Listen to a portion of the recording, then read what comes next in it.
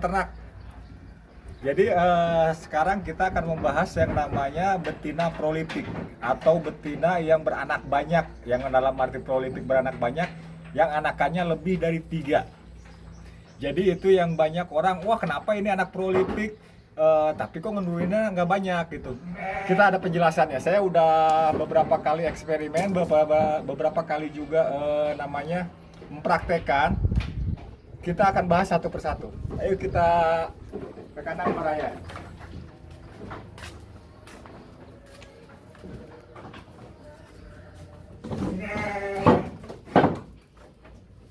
Sini Baraya. Nah ini salah satu indukan saya, namanya Bule. Ini saya rawat dari usia 3 minggu dengan harga 150.000. Dari kecil ini domba saya rawat, saya susuin, saya dot. Anak bapak indukannya udah nggak ada. Ini sisa 1. Ini keturunannya prolific. Kenapa saya katakan ini prolific? Dia udah 5 kali lahiran. Yang pertama anakannya 3. Terus yang kedua anakannya 5. 5 itu hidup semua Baraya. Ada buktinya, nanti kita lihat bukti-buktinya. Yang ketiga 4. Yang keempat 4, yang kelima terakhir itu 2. Ini salah satu betina prolific. Tapi dia hanya bisa prolific untuk diri dia sendiri. Ke anak-anaknya itu nggak ada yang prolific. Entah nggak ada, entah belum. Tapi saya udah beberapa kali mencoba saya anakan anaknya, saya lahiran di kandang saya, tetap anaknya 1 dan itu betina semua. Sekarang kita lihat anak-anaknya dari si Bule ini, dia ada anak 5, kita lihat ke sana. Nah ini Baraya salah satu bukti otentik, si Bule anakan 5 ini, anaknya 5, si Bule ini anaknya 5. Yang saya rawat dan yang saya pelihara untuk pembuktian, ini aja yang hitam ini. Ini saya kasih nama si Arum. Ini anak 5 saya di kandang saya. Kalau yang 4 ini udah saya lepas semua dengan alasan orang katanya mau anakan prolific. Tapi begitu dia melahirkan anak pertamanya, betinanya ini yang 2 semua nuruninnya 1 anak dan itu betina. Dan dia juga sama nurunin anak betina juga tapi 1 lagi. Kalau jalurnya udah saya jual. Kalau untuk bukti otentiknya ada nanti mungkin di video ada, nanti saya kirim kalau memang ada, masih ada datanya saya kirim. Sekarang kita lihat anak-anak si Bule ini. Ini ya, si Arum ini saya kasih nama si Arum. Ini ada di kandang saya. Ayo Baraya, ini kebetulan kandangnya masih berantakan. Kita lihat dulu anak-anak si Bule ya.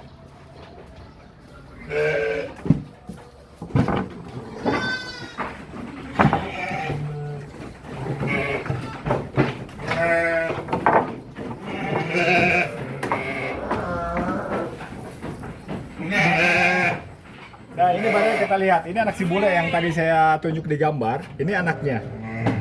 Ini anak si Bule, anak 5. Dia udah laktasi 2 kali. Laktasi pertama itu betina, 1 anaknya. Dan anak ini masih ada di sini. Nanti kita lihat anaknya, masih ada di sini 1. Ini laktasi kedua, dia nurin anak betina juga. Padahal dia darahan prolific loh Baraya, tapi dia nurin anak cuma 1, betina. 2 kali laktasi, 2 kali anakan, dua-duanya anak 1, dua-duanya betina. Bisa dilihat Baraya, kita zoom. Nah ini anak.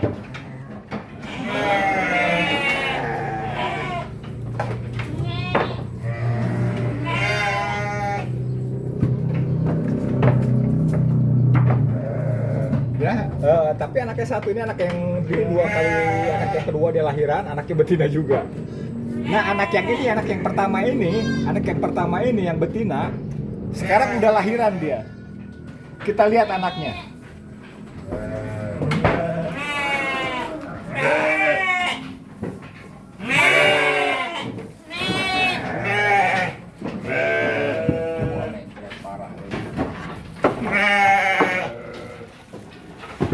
Nah, Baraya kesini Baraya.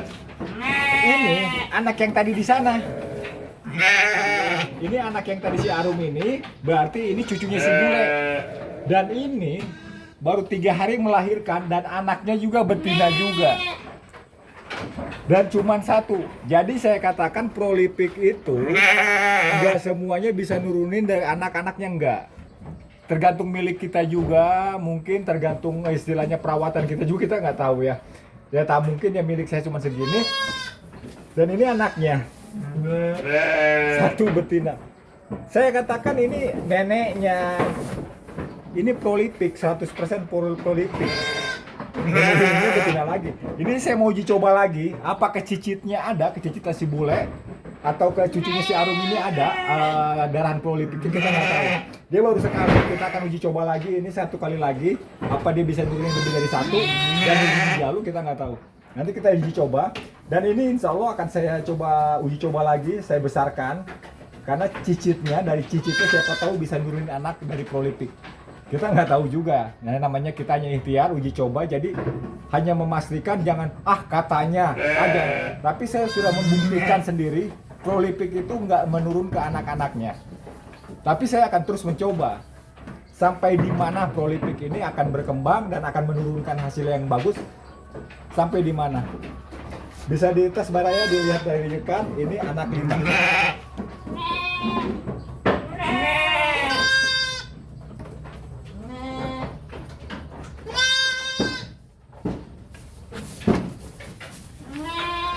Dan ada lagi satu Baraya,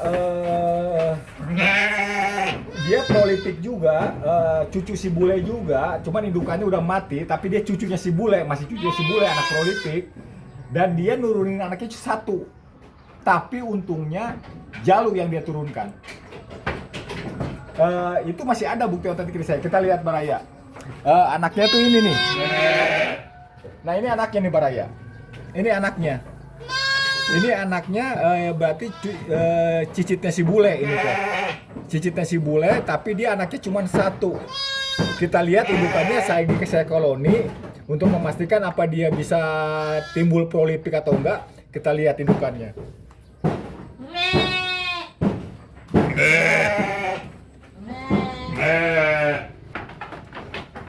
Nah tadi kan kita lihat di sana ada anaknya yang satu jalu. Nah ini indukannya.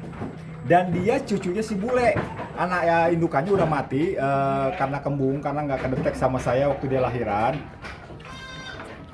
Dan dia anaknya cuma satu, jadi anaknya satu ini betina. Dan ini saya uji coba lagi, dia danten, dia melahirkan, dan anaknya juga satu. Tapi alhamdulillahnya dia jalu anaknya. Anaknya yang tadi kita lihat di sana, kita review tadi anaknya, dan ini indukannya. Ini cucunya si bule yang ini, yang tadi yang 150.000 itu, yang Prolipic itu, ini cucunya. Dan dia nurunin satu. Sekarang saya coba koloni lagi, saya uji coba lagi untuk laktasi kedua, lahiran kedua, apa dia bisa nurunin Prolipic sama seperti neneknya atau enggak. Kita akan uji coba. Karena kalau kita hanya katanya mungkin orang masih rancu ya. Kalau saya di sini bisa memastikan, dalam arti memastikan, toh saya mempraktekkan dan uji coba sendiri.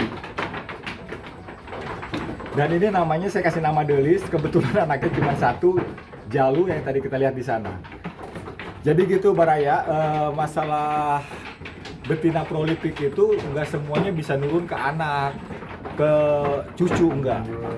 Tapi kalau ke cicit saya belum berani mengatakan enggak, karena saya mau uji coba nanti. Karena saya takut kalau saya katakan enggak, tiba-tiba Prolipic kan salah saya.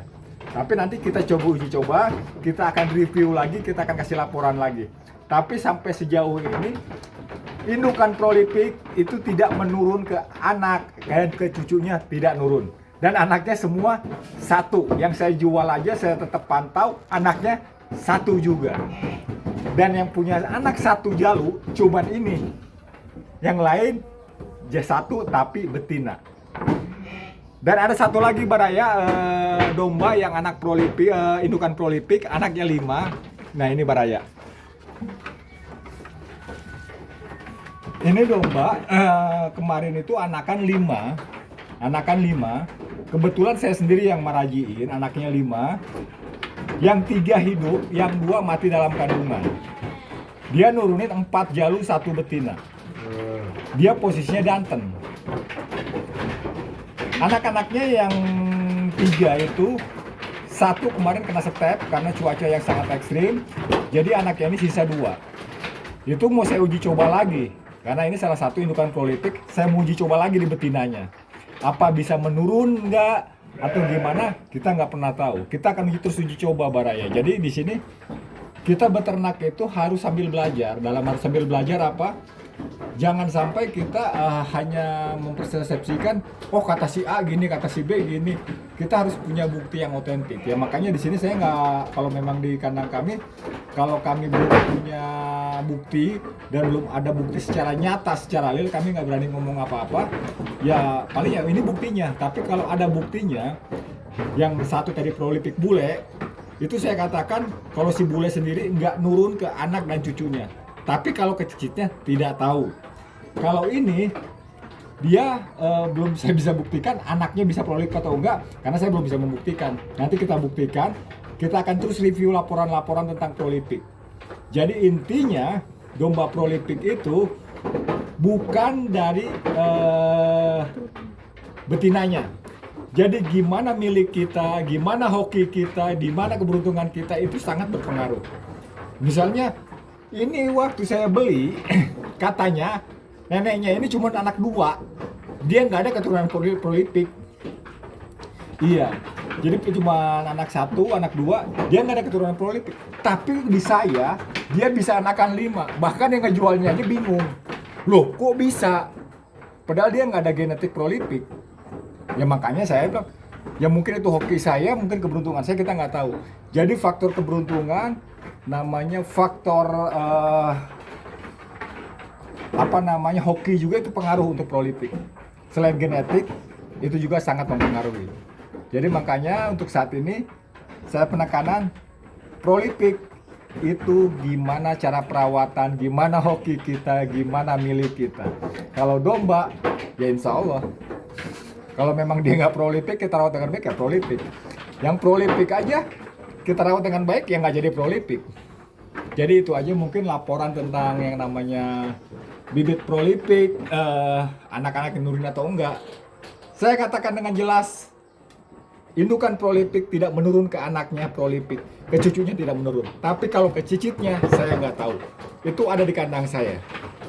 Jadi yang saya katakan ini hanya sebatas uji coba atau eksperimen yang udah saya lakukan selama ini. Ya itulah hasilnya. Mungkin kalau di Baraya ada yang berbeda hasilnya, ya silahkan kita share di kolom komentar atau melalui Japri. Mungkin saya bisa belajar, oh ternyata di sana bisa, di sini enggak. Kita saling introspeksi aja Baraya. Jadi itu aja, salam dari Sinar Arum. Semoga tetap bersemangat ngaritnya. Yuk, salam.